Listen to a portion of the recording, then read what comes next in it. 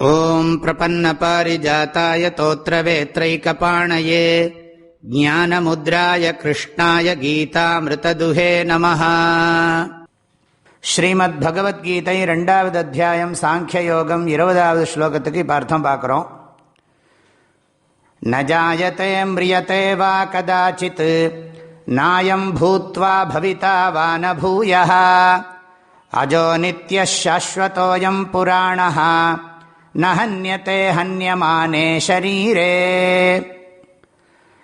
இந்த ஸ்லோகம் ஆத்மாவினுடைய நிர்விகாரம் அப்படிங்கிற ஒரு லட்சணத்தை திரும்பவும் இங்கே அழுத்தமாக உபதேசம் பண்ணுறது.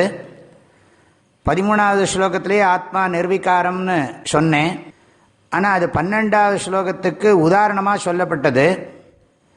இந்த ஸ்லோகத்தில் நேரடியாக ஒரு விஷயம் சொல்லப்பட்டிருக்கு. அதாவது இந்த உடம்பு இருக்கே, நம்ம அனுபவிக்கிற இந்த ஸ்தூல சரீரம் இருக்கே, இந்த ஸ்தூல சரீரத்துக்கு 6 விதமான விகாரம், அதாவது மாற்றங்கள், நிலைகள் இருக்கிறது என்று நாம் பார்க்கிறோம். அதாவது இந்த உடல் அம்மா அப்பாவினுடைய உணவுனால ஏற்பட்டது. அம்மா அப்பா 2 பேரும் சாப்பிட்ட ஆகாரத்தினால தான் இந்த சரீரம் உண்டாகி இருக்குன்னு நமக்கு எல்லாருக்கும் தெரியும். இந்த சரீரம் அம்மா வயிற்றுக்குள்ளே இருந்தது, அது ஒரு நிலை. அப்புறம் அம்மா வயிற்றிலிருந்து இது வெளிப்பட்டது, அது 2வது நிலை. அப்புறம் இது வளர்ந்தது, இது 3வது நிலை. அப்புறம் இது கொஞ்சம் கொஞ்சமாக மாறித்து. இந்த ஹார்மோன் சேஞ்செலாம் சொல்கிறோம் இல்லையா, அது மாதிரி கொஞ்சம் மாறுறது. உடம்பில் முகத்துல எல்லாம் ரோமங்கள்லாம் முளைக்கிறது, உடம்புகளில் பருவங்கள்லாம் மாறுறது, அதெல்லாம் ஒரு நிலை. அப்புறம் கொஞ்சம் கொஞ்சமாக வயசான பிறகு தேய ஆரம்பிச்சுடுறது. உடம்பில் பார்ட்டெல்லாம் உள்ளுக்குள்ளே எலும்புலேருந்து எல்லாமே கொஞ்சம் கொஞ்சமாக தேயறது. அப்புறம் இந்த உடம்பு அழிஞ்சு போயிடுறது. இந்த 6 நிலைகளுக்கு ஷட்விகாரம்னு பேர். ஷட்விகாரம், ஷட்பாவ விகாரம்னு சொல்லி இந்த ஸ்தூல சரீரத்துக்கு ஷட்பாவ விகாரவதேதத் ஸ்தூல சரீரம் அப்படின்னு தத்துவபோதத்தில் படிச்சிருக்கோம். ஆக இந்த 6 விதமான மாற்றங்களை உடையது ஸ்தூல சரீரம். ஆனால் ஆத்ம சைத்தன்யத்துக்கு உண்மையிலே எனக்கு 6 மாற்றங்கள் கிடையாது. என்னை சார்ந்திருக்கிற உடம்புக்கு தான் 6 மாற்றங்கள். ஆகவே இந்த வளர்ச்சி தேய்வெல்லாம் எனக்கு இல்லைன்னு புரிஞ்சுக்கிறது தான் இந்த ஸ்லோகத்தினுடைய தாத்பரியம்.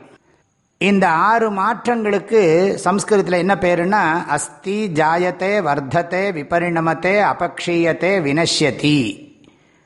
அதாவது தாயின் வயிற்றில் இருத்தல், பிறகு பிறத்தல், பிறகு வளர்தல், பிறகு மாறுதல், பிறகு தேய்தல், பிறகு அழிதல் என்று 6 விதமான நிலைகள், மாற்றங்கள் இந்த ஸ்தூல சரீரத்திற்கு, பரு உடலுக்கு இருக்கிறது.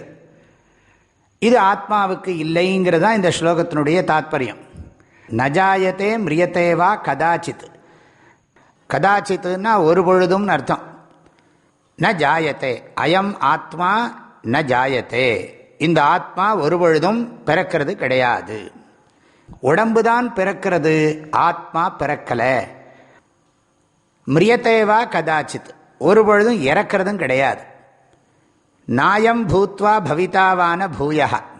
இதோட அர்த்தம் இல்லாமல் இருந்து தோன்றுவது கிடையாது, அதாவது பிறப்பது கிடையாது. இருந்து பிறகு இல்லாமல் போகிறது கிடையாது, இறந்து போகிறதும் கிடையாது.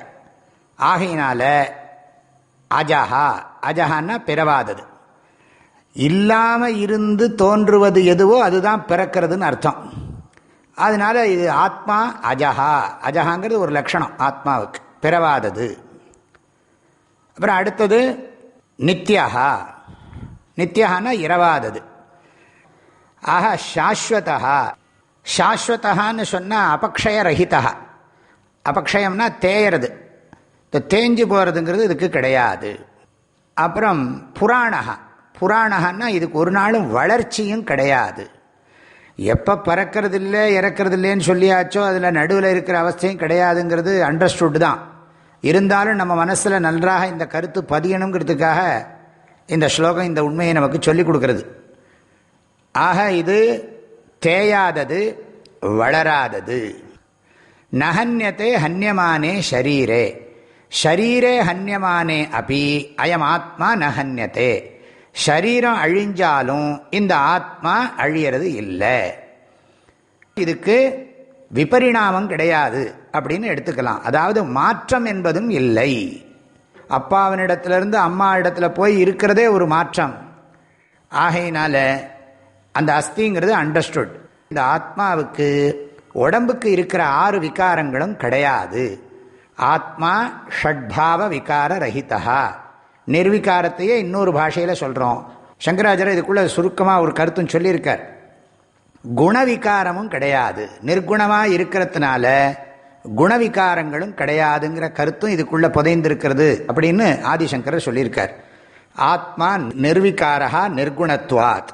அதுக்கு குணங்கள் இல்லாததுனால குணவிகாரமும் கிடையாது. நமக்கு எத்தனையோ குணங்கள்லாம் மாறுறது இல்லையா? வயசாக பக்குவம் வர வர சில கெட்ட குணங்கள்லாம் போய் நல்ல குணங்கள்லாம் கூட வர்றது. அந்த மாதிரி குணமாற்றங்கள்லாம் ஆத்மாவுக்கு கிடையாது.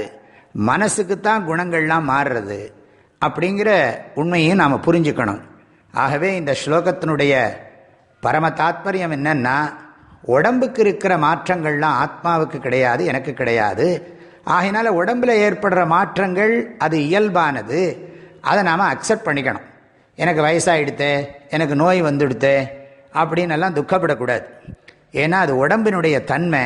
அதை நாம் ஏற்றுக்கிறதுக்கு பழகணும். ஆக உடம்போடு நம்மளை இணைச்சிக்க கூடாது. உடம்பு தற்காலிகமானது, கொஞ்ச நாளைக்கு நம்ம கூட இருக்கும். உடம்பு நம்மை விட்டு பிரியும். ஆத்மாவில் உடம்பு வரும், உடம்பு போகும். ஆத்மாவுக்கு உடம்பு தேவையில்லை, ஆனால் உடம்புக்கு ஆத்மா தேவை. இதெல்லாம் கொஞ்சம் ஆழமான விஷயந்தான். இருந்தாலும் இந்த ஞானம் நமக்கு வாழ்க்கையில் எதையும் தாங்கிக்கக்கூடிய சக்தியை கொடுக்கும். சுகத்துக்கோ துக்கத்துக்கோ நாம் அடிமையாக மாட்டோம். அதுக்காகத்தான் இதை தொடர்ந்து நாம் படிச்சுட்டு இருக்கோம். பகவான் ஸ்ரீகிருஷ்ணருடைய அனுகிரகத்தினால நாம் இந்த ஸ்லோகத்தினுடைய கருத்தை நன்றாக மனசில் வாங்கிண்டு அந்த ஞான பலத்தோடு வாழ்வோம். இந்த ஸ்லோகத்தோட மீட்டர் கொஞ்சம் பெருசாக இருக்கிறதுனால இது ரொம்ப முக்கியங்கிறத புரிஞ்சுக்கணும். பகவத்கீதையில் பெரும்பாலும் மீட்டர் சின்னது. சில இடங்களில் மீட்டர் பெருசாக இருக்கிற போது அது என்ன புரிஞ்சுக்கணும்னா, அது ரொம்ப முக்கியம், எம்ஃபசைஸ் பண்ணுறதுன்னு புரிஞ்சுக்கணும்.